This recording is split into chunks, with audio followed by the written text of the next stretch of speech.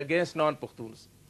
اس کے بعد جب پاکستان نے یو ٹرن لیا اور طالبان کی حکومت کے خاتمے میں مدد دی تو پختون پاکستان کے خلاف ہو گئے کہ یہ تو ہمیں چرا گھوم دیا، پاکستان نے ہماری پیٹھ میں چرا گھوم دیا، تو پختون بھی خلاف ہو گئے.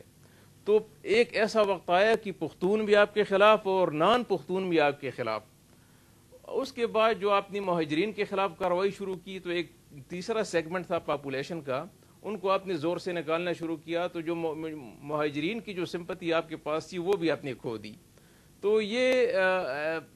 وہاں پہ افغانستان میں ابھی تک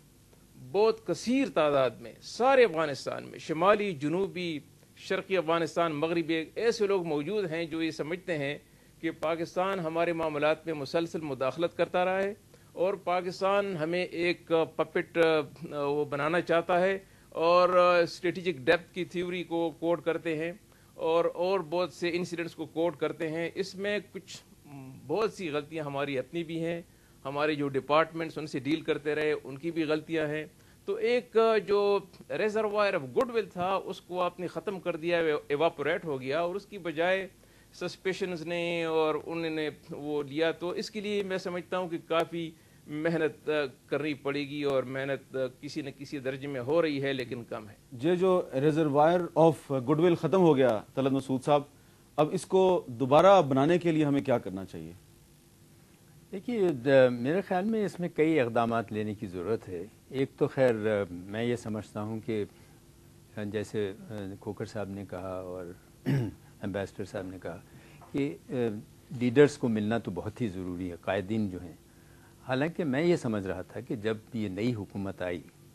تو جس قسم کے بیانات کارزائی صاحب نے دیے تو ایسے لگتا تھا کہ جو ایک کیمسٹری پریزیڈنٹ کارزائی میں اور پریزیڈنٹ مشرف میں خراب ہو گئی تھی وہ اب بحال ہو جائے گی، اور تعلقات جو ہیں کم سے کم لیڈرز میں وہ بہتر ہو جائیں گے. لیکن افسوس کا مقام ہے کہ پھر وہی الزام تراشی کا سلسلہ شروع ہوا. خیر، اب آپ نے جو سوال پوچھا ہے اس کا میں اس طریقے سے جواب دوں گا کہ دیکھیے، ہر سطح پر میں سمجھتا ہوں کہ ہم نے اپنے تعلقات افغانستان سے بہتر کرنے ہیں. انہوں نے ایک پوائنٹ دیا ہے کہ جو مہاجرین ہیں پاکستان میں، افغان مہاجرین ہیں، ان کو زبردستی واپس نہ بھیجا جائے. اس سے آپ اتفاق کریں گے؟ دیکھیے، میں یہ کہوں گا کہ یہ پاکستان پر بھی بڑا ناانصافی ہے کہ آپ اتنے ملینز، اب اس وقت تقریباً میرے خیال میں 2.5 سے 3 ملین مہاجر ہیں یہاں، اور UNHCR کا اور بین الاقوامی جو کمیونٹی ہے ان کا فرض بنتا ہے کہ وہ پیسے خرچ کریں، ان کو ریہیبلیٹیٹ کریں افغانستان میں، اور بجائے اس کے کہ پاکستان پر یہ بوجھ ڈالیں. اور پھر یہ اس کے ساتھ ساتھ میں یہ بھی کہوں گا کہ پاکستان اور افغانستان کو ایک کامن ویژن ہونا چاہیے، اس لیے کہ جب تک ایک کامن ویژن نہیں ہے، آپ یہ دیکھیے کہ ان کی ہمیشہ یہ شک و شبہ ہوں گے. ہمیں یہ بھی احساس ہونا چاہیے کہ افغانستان ایک چھوٹا ملک ہے نسبتاً. میں اس سے یہ نہیں کہہ رہا ہوں، Afghans are very proud people, Afghans are great nation, لیکن نسبتاً لینڈ لاکڈ ہیں اور ایک چھوٹے ہیں، تو ان کو ایک انسیکیورٹی ہے. اچھا، وہ انسیکیورٹی کو کاؤنٹر ویل کرتے ہیں، وہ انڈیا سے پھر وہ دوستی کرنا چاہتے ہیں کہ بھئی جیسے ہم چائنا سے کرتے ہیں تاکہ انڈیا کو کاؤنٹر ویل کریں، یا امریکہ سے بھی کرتے ہیں کہ انڈیا کو کاؤنٹر. تو ہمیں اس کا احساس ہونا چاہیے، ہمیں ان کو ایک اعتماد میں لینا چاہیے، اور اعتماد اسی صورت میں آئے گا جب ہم مداخلت اچھا، آپ نے انڈیا کی بات کی ہے، انڈیا کا جو کردار ہے اس پر ہم بات کریں گے، لیکن ایک بات بڑی اہم ہے. میر ویس یاسینی صاحب سے کابل میں ہم نے بات کی اور ان سے ہم نے بہت کیٹیگوریکلی یہ سوال کیا کہ کیا وہ کابل میں جو بھارتی سفارت خانے پر حملہ ہوا ہے اس کا ذمہ دار پاکستان کو سمجھتے ہیں.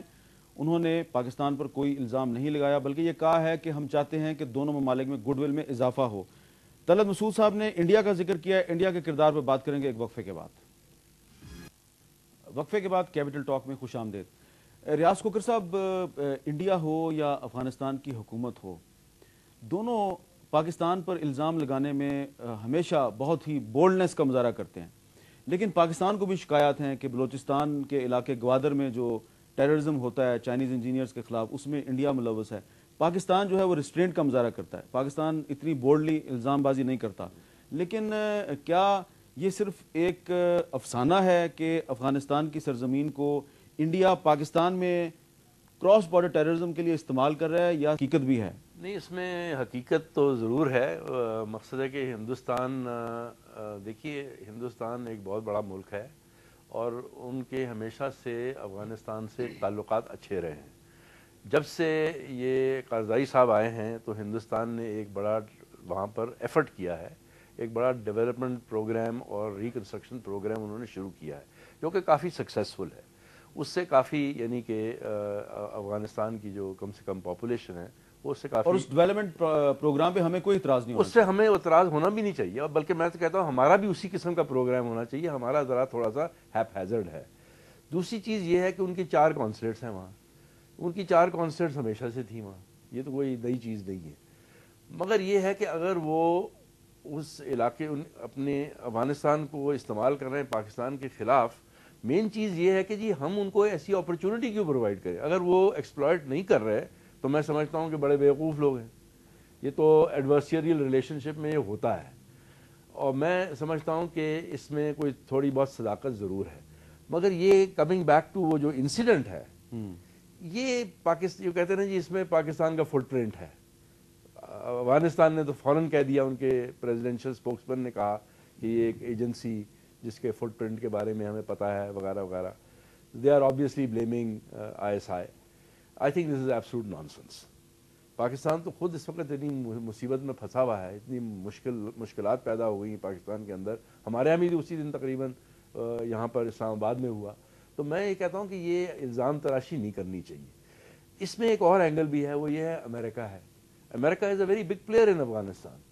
اب امریکہ بھی یہی سمجھتا ہے کہ جی پاکستان کی ٹیریٹری استعمال ہو رہی ہے، طالبان وہاں سے آ رہے ہیں اور افغانستان میں اٹیک کر رہے ہیں، اٹیک بڑھ گئے ہیں۔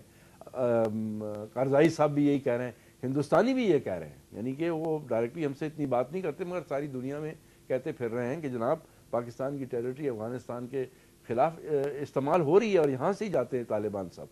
تو ان کو ایک موقع مل گیا۔ مگر یہ انسیڈنٹ جو ہوا ہے، یہ اس میں کوئی ایکسٹریمسٹ گروپس انوالوڈ ہیں، اللہ جانے طالبان ان میں انوالوڈ ہیں یا نہیں ہے، مگر دیکھیے ایک رشتہ ہے،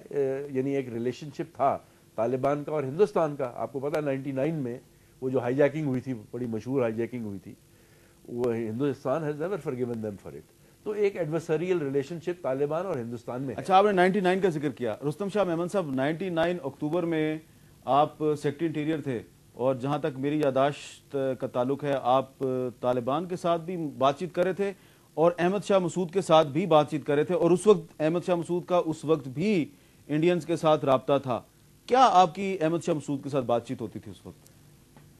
دیکھیے، ہم نے پہلی مرتبہ 1997 میں یہ شٹل شروع کیا تھا انجینئر مسعود اور طالبان کے درمیان، اس کے بعد کچھ عرصہ وقفہ رہا، پھر 1999 میں دوبارہ شروع ہوا، اور ہم کئی بار گئے طالبان کے پاس بھی اور انجینئر مسعود کے پاس دوشنبے میں تاجکستان میں، اور اور یہ پہلی مرتبہ میں آپ کے ویورز کو بتا رہا ہوں، شاید کسی کو پتہ نہیں تھا، دونوں طرف سے ہم نے ایک فریم ورک پہ اتفاق کروایا، اور وہ فریم ورک یہ تھا کہ ایک نئی شورا بنائی جائے گی، اور طالبان جو ہیں وہ انجینئر مسعود کے بعض نامینیز کو کیبنٹ میں لیں گے اور بعض گورنروں کو کیبنٹ میں لیں گے، اور وہ شورا جو ہے وہ 3 مہینے کے اندر ایک نیا کانسٹیٹیوشن بنائے گی، اور اس کانسٹیٹیوشن کے انڈر پھر الیکشن ہوں گے جس میں سب لوگ حصہ لیں گے، اور الیکشن کے نتائج کے طور پہ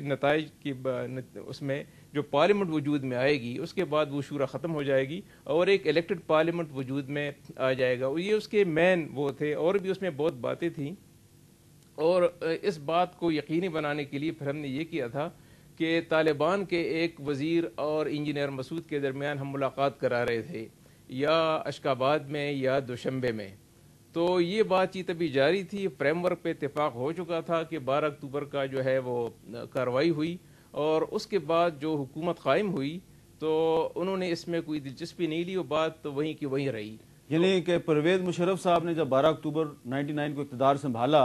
تو یہ جو ایفرٹ آپ نے شروع کی تھی انہوں نے اس میں دلچسپی نہیں لی؟ انہوں نے، حکومت نے کوئی دلچسپی نہیں لی، حالانکہ سب کچھ تیار ہو چکا تھا، بلکہ طالبان نے اس کے بعد بھی ہم سے رابطہ کیا کہ ہمارا جو اتفاق ہو گیا تھا